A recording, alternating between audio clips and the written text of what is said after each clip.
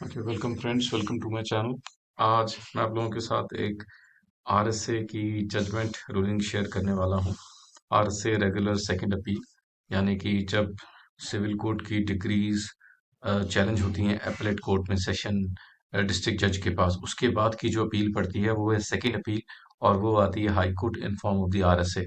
सो अक्सर हमने प्रॉपर्टी के केसेस जो डिस्प्यूट्स होते हैं, चाहे सूट फॉर इंजंक्शन हो, डिक्लेरेशन हो, स्पेसिफिक रिलीफ हो या परफॉर्मेंस हो, और भी बाकी तरीके के सिविल सूट्स होते हैं। सो उसमें जो प्रॉपर्टी का क्वेश्चन होता है, it is a very mix question of law and facts.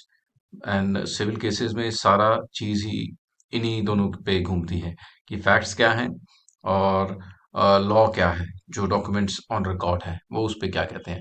सो एक एंसेस्ट्रल प्रॉपर्टीज के जो लॉ पॉइंट मैंने डिस्कस किया है वो ये है कि जो एंसेस्ट्रल प्रॉपर्टीज हैं, अगर तो वो लीनिएज वही फॉलो कर रही है, it is going in the hands of owners, so it will follow the same principle. और अगर तो लीनिएज चेंज होती है, there is different owner in the hands, then the ancestral property loses its sheen and loses it nature. ये हमारी जो celebrated judgments है high court की, आपकी स्क्रीन पे देखेंगे आप।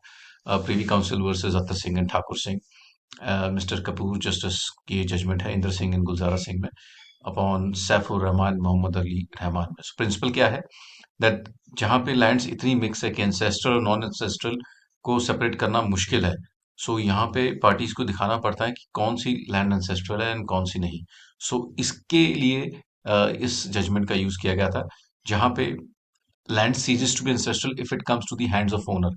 मैंने कहा अदर देन दी डिसेंट, यानी कि वहीं पे एंसेस्ट्रल का जो चेन है, हिरार्की है, वो टूट जाएगी जहां पे कोई और डिसेंट का पर्सन के हैंड्स में जमीन आ जाती है। और जजमेंट बाद में कहती है once these conclusions are reached, it is quite obvious that the decision of the district is not to apply to the non-ancestral land was right. So इस बेसिस पे ये जजमेंट थी, जहां पे suit for declaration and position डाला हुआ था।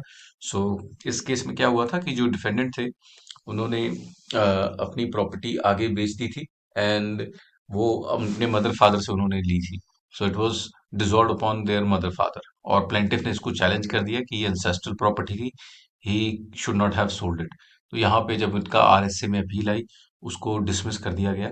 And यहाँ पे मेरिट्स नहीं था, इसी बेसिस के प्रिंसिपल पे कि एंसेस्ट्रल लैंड का जो कंसेप्ट है, वो वंस अगर दूसरे डिसेंट के या दूसरे पर्सन के हाथ में it has been sold, it has been shown, then ये को पार्टीशन जो सूट फॉर पार्टीशन है, it won't apply to them. So hope आप लोगों को ये लॉ पॉइंट समझ आया, मैं ऐसी जजमेंट्स बनाता रहूंगा आप लोगों के लिए। Thanks for watching, thank you.